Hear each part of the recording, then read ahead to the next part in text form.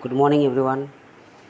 আজকে তোমাদের সঙ্গে একটা নতুন রেসিপি শেয়ার করতে চলেছি, সেটা হচ্ছে ভেন্ডি ভাজা। খুব কম সময়ে অল্প খরচের মধ্যে এবং খুব সুস্বাদু খাবার তৈরি হয়ে যাবে। তো তার জন্য আমি ভেন্ডিটাকে ভিজিয়ে রেখেছি, ওটাকে তুলে নিচ্ছি।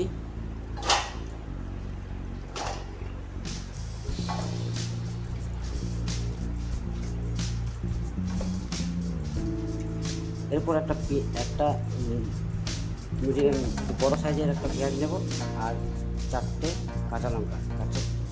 এই দুটোকে আগে তেলে ভেজে তারপর ওটাকে দিয়ে দেবো, তারপর ভাজা করবো। তো এখন আপাতত এগুলোকে কেটে নেওয়া যাক।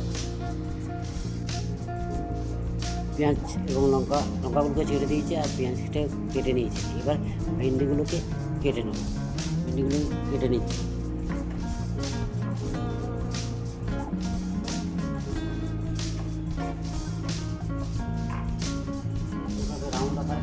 এইভাবে রাউন্ড আকারে কেটে নেব।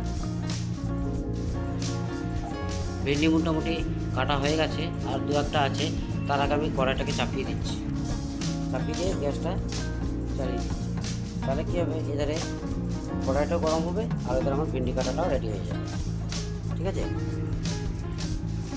চলে আসছি পরের পদ্ধতিতে। এবার দেখো আমার পেঁয়াজ কাটাও, এধারে ভেন্ডি কাটাও হয়ে গেল আর এধারে কড়াইও হিট হয়ে গেল।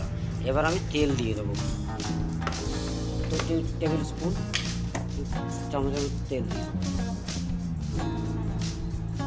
দিয়ে দিয়েছি। এবার তেলটা তেল গরম হয়ে গেছে। এবার কেটে রাখা পেঁয়াজ এবং লঙ্কাগুলো এতে দিয়ে দেবো এবং আস্তে আস্তে নাড়তে থাকবো যতক্ষণ না এগুলোর কালার একটু চেঞ্জ হয়ে আসে। আর ভেন্ডি তো আছে কাটা রেডি। তবে হ্যাঁ, একটা ইম্পর্টেন্ট কথা বলি, যেগুলো এই বর্জ্য এগুলো ডাস্টবিনে ফেলে দাও, সেগুলো আজ থেকে কেউ ফেলবে না।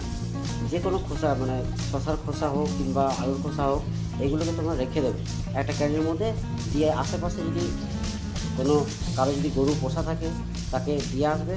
তাতে কী হবে, সেগুলো নষ্ট হবে না, অন্তত কারো শরীরে কাজে লাগে। এদের কালার মোটামুটি চেঞ্জ হয়ে এসছে। এবার আমার কেটে রাখা ভেন্ডিগুলো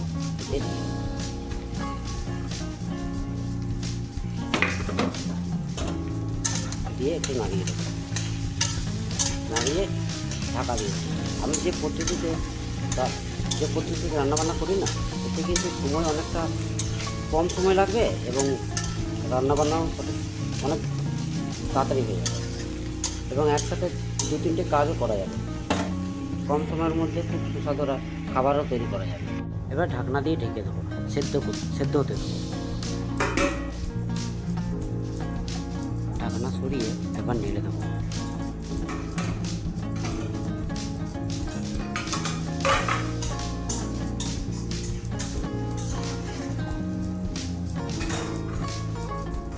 আবার ঢেকে দিলাম। এবার ঢাকনাটা সরিয়ে দেখে নিচ্ছি কত।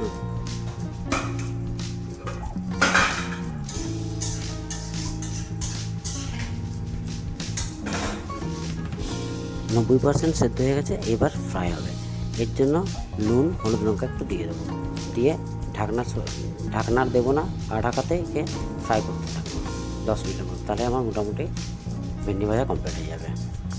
এবার হলুদ লঙ্কা আর নুনটা দিয়ে দিচ্ছি।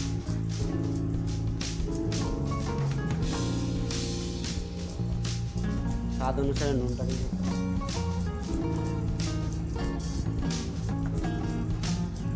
হলুদ দিয়ে দিচ্ছি, লঙ্কা গুঁড়ো। এবার এটাকে ভালো করে নেড়ে নেবো আর ঢাকনা দেবো না।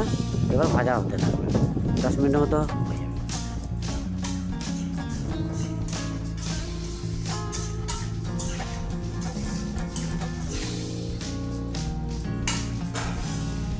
10 মিনিটের মধ্যে একদম শুকনো ঝরঝরে আমার ভেন্ডি ভাজা তৈরি হয়ে রেডি হয়ে যাবে। এবার আমার ভেন্ডি ভাজা রেডি হয়ে গেছে। দেখুন ঝরঝরে শুকনো ভেন্ডি ভাজা হয়ে গেছে। এবার নামিয়ে নেব। ফাইনালি আমি উনুন থেকে কড়াইটা নামিয়ে নিয়েছি। দেখো কি সুন্দর ঝরঝরে ভাজা হয়েছে। এবার গরম ভাতের সঙ্গে এটা সার্ভ করতে পারলে হয়।